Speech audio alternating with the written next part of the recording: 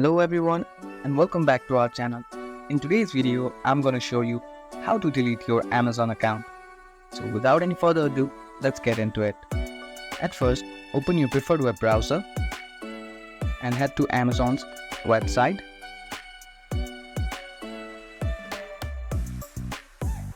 Once you're in the website, make sure you're logged into your account.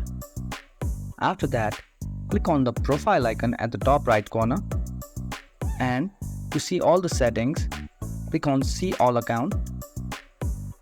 Now here in this page, scroll all the way down until you see Manage Your Data. Here you can see Close Your Amazon Account under Manage Your Data. Click on it. Now read this given information carefully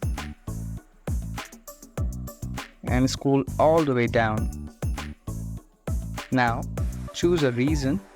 And also check the box where it says yes, I want to permanently close my Amazon account and delete my data, and simply click on the close my account button. Now Amazon will send you a confirmation email to verify your request to close your Amazon account. Now check your email and follow the instruction carefully, and that's how you can simply delete your Amazon account. If you found this video helpful, don't forget to give this video a thumbs up and subscribe to our channel for more tutorials like this.